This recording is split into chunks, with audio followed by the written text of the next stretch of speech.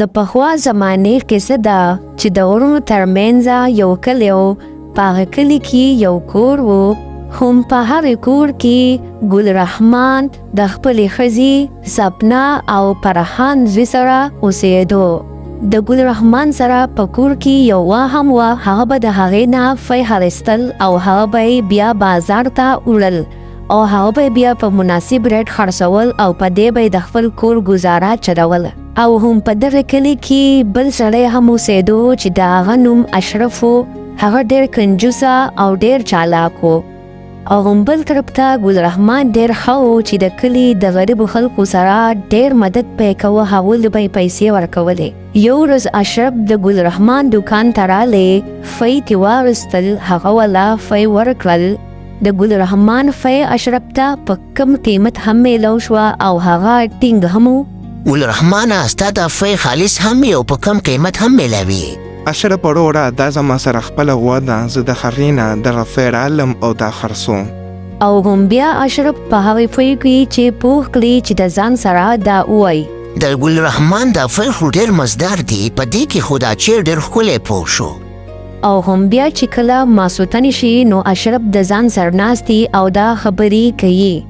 زه به مخه د ګل رحمان نه دا پی نشم اخیستلی، خو داسې به وکړم چې د هغه نه به دا غوا پټه کړم، بیا به زه هم دغه شان مالدار شم. همدغه شانتي اشرف دغه سوچ وکړي. هم بیا اشرف په هغه ماسوتن روان شي د ګل رحمان د کور په طرف باندې. هم بیا اشرف د ګل رحمان کور ته راورسي او هم د ځان سره دا ووایي، که زه د ګل رحمان دا غوا پټه کړم نو زه به هم دغه شانتي ځان له پی خرڅوم او زما به خپل کاروبار وي. هم په هغه شپه باندې خاموشي وي، هر څه خاموشه وي او د ګل رحمان غوا بهر ناسته وي. هم بل طرف ته ګل رحمان للی اوده وي، ډېر ناوخته او ډېره خاموشي وي. اشرف راشي او د هغې غوا سره ودرېږي او د ځان سره ووایي، دا غوا به نن زه خپل کور ته بوزم او زه به هم د دې نه پیل بشم او هغه به خرڅوم. هم بیا په هغه ماسوتن باندې اشرف د ګل رحمان غوا راپرانیزي او د خپل کور طرف ته یې روانه کړي.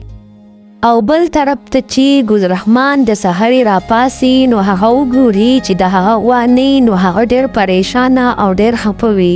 راشه ښځې، زما غوا چېرته لاړه؟ زما غوا خو ما ماسوتن دلته ودرولې وه، اوس نشته، زه به اوس څه کوم؟ هم ګل رحمان په هغې ورځ باندې د کلي خلکو نه تپوسونه هم وکړي، د خپل غوا په باره کې خو څوک ورته څه معلومات ورنه کړي. او هم بل طرف ته د ګل رحمان زوی یعنې فرحان هغه هم په هغې غوا پسې خفه وي او ګل رحمان ولا تسلي ورکوي. او بیا یو ورځ ګل رحمان ناست وي، د ځان سره سوچ کوي چې دا غوا به چا پټه کړې وي، خو د هغه په نظر کې هیڅوک هم نه وي. نو هغه ووایي چې زه به دا د اشرف نه تپوس وکړم. هم بیا ګل رحمان په اشرف پسې راغلی وي، هغه ته د کور ور وهي، خو اشرف هغه ته راونوځي. خو بیا چې کله ګل رحمان بیا هغه ته ور ووهي نو ګل رحمان د خپل غوا اوازونه واوري. هم بیا چې کله ګل رحمان د اشرف کور ته ورننوځي نو د هغه غوا اشرف سره وي او اشرف د هغې غوا سره ولاړ وي. ګل رحمان چې کله دغه غوا ویني نو هغه زر ووایي چې دا خو زما غوا ده. او هم بل طرف ته اشرف ګل رحمان ته منکر شي چې دا خو ستا غوا نه ده، دا ما ځان له اخیستې ده. نه ګل رحمانه، دا ما پوره په 10 لک روپۍ اخیستې ده، دا ستا غوا نه ده، زما په غوا قبضه مه کوه. او هم بل طرف ته د کلي خلک هم راغونډ شي چې دا شور ویني چې د ګل رحمان او د اشرف لانجه شروع ده. او هم بل طرف ته د کلي خلک هم د ګل رحمان سره ودرېږي چې دا خو د ګل رحمان غوا ده. او ګل رحمان ولګي او اشرف ته ووایي چې زه به په تا باندې اوس راپورټ کوم. هم بیا پولیس راشي د ګل رحمان او د اشرف په منځ کې فیصله وکړي، خو اشرف په ناحقه وي نو هغه جیل ته کړي، هغه ونیسي.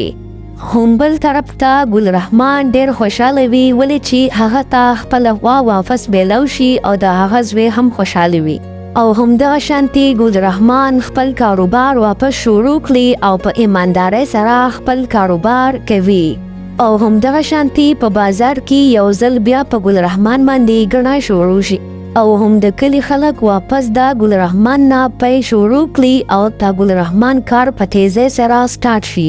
یو ورځ ګل رحمان د خپل زوی یعنی فرحان سره ناست وي او هغه ته ووایي تما خوږ بچیا پرخانه هیڅکله به دروغ نه وي او محنت به هیڅکله نه پرېږدي. صحیح ده بابا جانه، زه به خپل محنت هم کوم او دروغ به هم نه وایم. او هم د هغې ورځې نه پس فرحان هم محنت شروع کړي د خپل پلار سره پی بازار ته وړي. او هم بل طرف ته اشرف په جیل کې بند وي او ډېر خفه وي د ځان سره دا وایي کاش چې ما هم غلاګانې نه کولې او خپل کاروبار مې کولې دغه شان په اخلاص سره. او هم بل طرف ته ګل رحمان د خپلې ښځې او د بچو سره په خوشحالۍ زندگی تیروي. د ګل رحمان ښځه د ګل رحمان نه هم ډېره خوشحاله وي ولې چې د هغه کاروبار واپس صحیح شي او د هغه کاروبار واپس روان شي. او بیا یو ورځ راشي چې ګل رحمان ډېره مالداره وي خو هغه بیا هم خپله زندگی په سادګۍ تیروي او د خلکو مدد کوي. صداقت او محنت تل بریالي کیږي او ظلم همیشه ماتې خوري. ما خوږو ملګرو که زمونږ دا ویډیو تاسو خوښه شوي نو زمونږ دا چینل ورسره سبسکرایب کړئ، ویډیو لایک کړئ او یو ښکلی کمنټ وکړئ. ستاسو د مینې ډېره مننه.